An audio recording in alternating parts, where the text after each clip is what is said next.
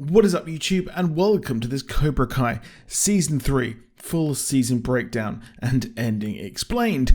I started 2021 the right way by sitting on the sofa eating sweets and crisps while binging Cobra Kai in one hit. This is by far and away the best season so far, and if you've seen my other videos, you'll know that for once I got some theories correct, like Johnny forming a new dojo and Ali returning, as well as the two eternal rivals joining up once and for all.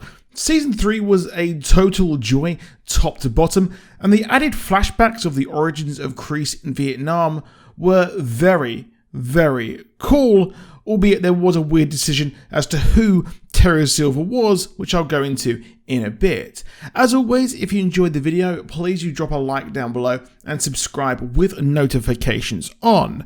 My Doctor Who video will be going up tomorrow once I've finished simping over Captain Jack.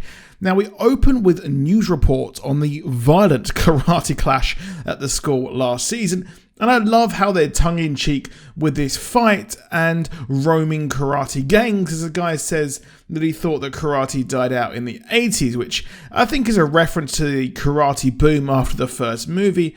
And from my experience, when I say that I watch a show, people seem shocked that, well, it's a thing. But we even have Moon lead a peace march, which was pretty funny, and the writers straddle the line of seriousness, parody, and self-aware at times, which I really like.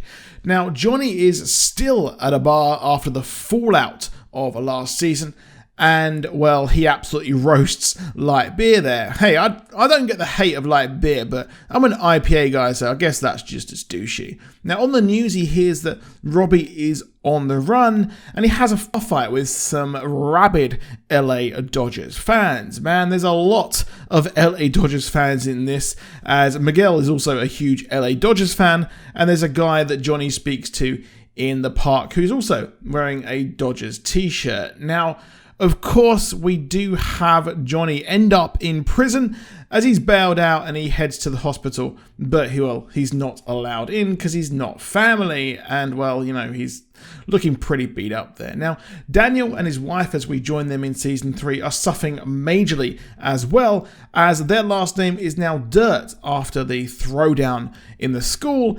It's an issue as LaRusso, as we saw in Season 1, the name was synonymous with winning and just a general wholesome nature. The way the show explained why teachers weren't stopping the brawl as well was really, really funny, as they can't get in between two students and they want to make a safe space. Now Aisha is not in this season, which is a shame, as I really, really like the character. I really got to like her over the course of the show, and she had a really, really good story arc, but she got well and truly poochied as she's now off into a private school. But the showrunners have said that don't rule out anyone to return, so anyone really can return, so she could come back next season, hopefully, and it'd be funny to see her as well.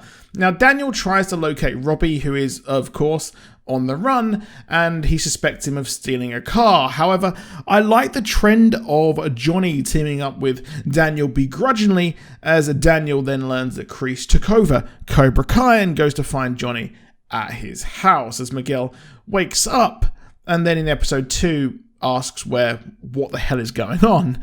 Now, originally I was annoyed that they spoiled this reveal. However, what happened in this season made me not care, because there was more than enough fan service to go around for true fans of the franchise. Now, in episode 2, we start with my favourite part of Season 3 and my favourite story arc, where we flash back to the 60s in the Valley and we have the origin story of Kreese, who set the template for the hero of the franchise as he beats up a bully and steals his girl. We learn he worked at a diner and was bullied by the most evil and oldest looking jock of all time. Now, the jock declined joining the army in Vietnam, but Kreese sees it as a way out of his life as he fights the jock after he hits a girl, and we have him as Mr. Steal Your Girl, not just Mr. Steal Your Dojo. And again, there's so much of Johnny in this storyline here. It's pretty much mirror imaged.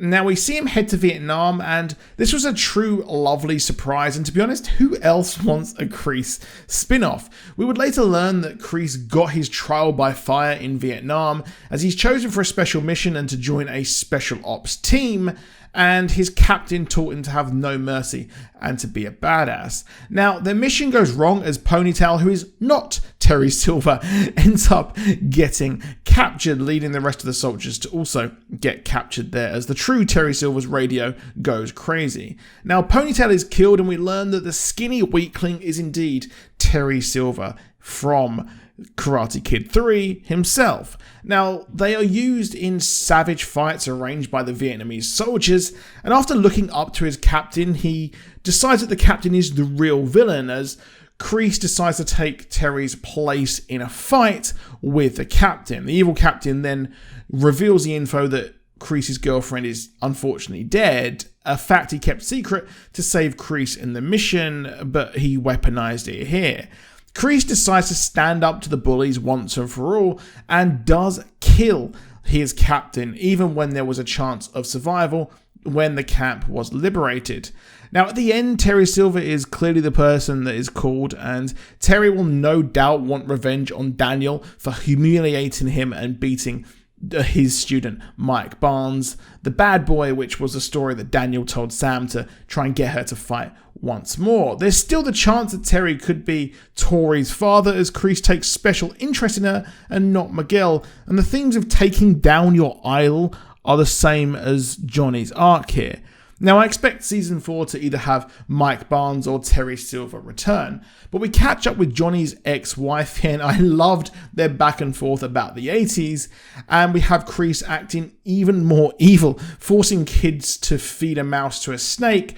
And the first half of the season is basically him cementing his power base by ensuring that only the truly awful kids stay. We see this throughout the season, that he has the toxic mentality from his captain and recruits awful people like the person who bullied Dimitri and Hawk from the first season, and encouraging the students to either weed out the weaklings or to try and just get them to leave or push them over the edge, like we saw with Hawk, and we see him smashing in the face of a former bully. This eventually has the wrong effect, as he keeps escalating and escalating, breaking Dimitri's arm, but eventually turns sides in the finale. Now, part of Kreese's plans are to gaslight the people that he sees as champions, which is, of course, Tori and later Robbie, as well as some of his other students.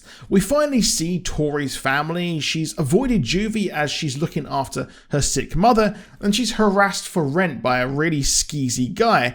And I loved how that Kreese beat this guy up to stop him harassing her. I thought deep down he was a nice guy, but he did it so he can get a champion for the All Valley tournament, which is why he also offers her free training. I feel for her, to be honest, as she just tried to find herself in Cobra Kai, only for Sam, who has it all, to take what little she actually had. And my only criticism for this season is the Miguel, Samantha and Robbie love triangle, as it really does take away from Samantha, and to be honest, I kind of see her as the villain of this season, especially when poor Robbie is in jail, as she says how she loves Miguel on the news there. Yeah, Team Tori for life there. The triangle was really messy, and to be honest, each character does have motivation enough to kind of do what they want and go on to what they do at the end of this season. Now, Robbie is in juvie after turning himself in, and he's bullied throughout the season until he's finally able to get back at them. And really, the themes of the past repeating itself and reconciliation with enemies is heavy here, as he eventually makes peace with his bully after deciding that attacking is a good defense once and for all. The turn of Robbie has been a superb storyline, and this season, where we see his true fall to the dark side after he's abandoned by Daniel and Johnny, and he joins Kreese, seeing him as a father figure and wanting to gain his love, even joining Cobra Kai and stealing a snake to get in his good graces. But Kreese is again just using him to get at Johnny, as he wants to control Johnny, as what he's wanted his whole life there. Now, Johnny does make a misguided attempt to try and reconcile with Robbie and make peace, as the only way he can talk to him due to his probation is at the soup kitchen. But Johnny's constant helping of Miguel seems so silly to me, and I get why Robbie did what he did and why he sided with Kreese, because at every opportunity and when he needed him most, his father Johnny was not actually there. I feel the first half of the season was a lot of building towards the second half of the season, as a lot of plates were spinning, as we even have a trip to Japan, as we see Daniel almost lose his dealership, as due to the bad PR from the fight, people aren't coming to buy from his dealership, which leads the rival dealer from the first season to get an exclusive deal with a car manufacturer, leading him, or at least Daniel, to try and go to Japan to fix this. His pitch fails miserably, but he does decide to head to the village he went to with Mr. Miyagi, only to find it has been majorly gentrified, which he seems shocked. But we find out that Sato arranged for all these businesses to come to town as the crops failed, which made me laugh, as Daniel seems sad that this has happened when he's an outsider, really. But he does find Kumiko, who, of course, was a big love interest in The Karate Kid 2, and does spend time with her, which I found really weird, as his business is falling apart and he's chilling with his ex. Yeah, a bit sus there. But we have the return of Chosen, who was, of course, the big villain, and the pair have a huge history, with the pair throwing down in Karate Kid 2, leading one of them to almost die, and honor was the big part of Karate Kid 2. And I like Chosen returning here, and it seemed to be a lot in the first half of the season was just pure fan service, and it was too good to really not enjoy. And this theme of learning the truth and later reconciliation is really weaved throughout the entire season. And we do learn more about Miyagi-Do, and we learn that really what it is that the true part of Miyagi-Do was that attack is the best defense. Just like Robbie did in Juvenile Hall, we had Chosen teach Daniel what this truly means. And it's funny that he says that Miyagi didn't deem him worthy to learn these true powers. And we have a fight, and we learn that Miyagi-Do can be used to absolutely incapacitate people, which I thought was really, really cool. And it's the idea that really he wasn't able to be taught this by Miyagi. Maybe he thought he wasn't ready yet. But it's really, really cool that he didn't know the full history, didn't know the other side of the coin at all. Now, after Daniel learns that he didn't know everything, well, he goes to meet Kumiko again, and very conveniently he meets someone else who is in The Karate Kid 2, and we do learn that he is able to get this special deal back for his dealership in a very convenient manner there, which, yeah, it felt a bit forced there for me personally. Now, Johnny's first half of the season storyline is that of, again, reconciliation here, as he tries to help Miguel get back on his feet after what happened, and Johnny has seemingly given up with Robbie and decides to help Miguel with his rehab. And I found the New Age therapy to be funny when all Miguel needed was some 80s toxic masculinity to help him there. Now, the training montage was a true joy to watch there, and I love the fact that Dee Snider of Twisted Sister cameoed, and I got major season 1 vibes as Johnny decided the softly approach he was learning or leaning into last season won't work here, and the tough love needs to return, as that is what helped Miguel get to where he was, and it gets him to walk again, which was a great arc to watch. However, during this, Johnny learns of Addy Mills actually getting into contact with him, as he learns that he still has a Facebook account, thinking it was tied to his phone, as he loads up his Windows XP laptop to start messaging her. And the photo shoot to spruce up his Facebook was really, really funny, but he finally accepts who he is and uses dojo shots. Now, Johnny's arc this season was finding out really who he is. He's an 80s badass with a heart, and he's in between Daniel and Kreese there. Now, awkwardly, she does message him back, and this all happens after Johnny sleeps with Carmen, and she messages him asking him to go for lunch. Now, seeing Elizabeth shoot again was a pure joy, and the chemistry between the pair is really electric, and I truly expected them to stay together. I liked how the writers toyed with us as they included a blonde surgeon, which was the prevailing Ali theory there, that she was going to return and be the surgeon to fix Miguel.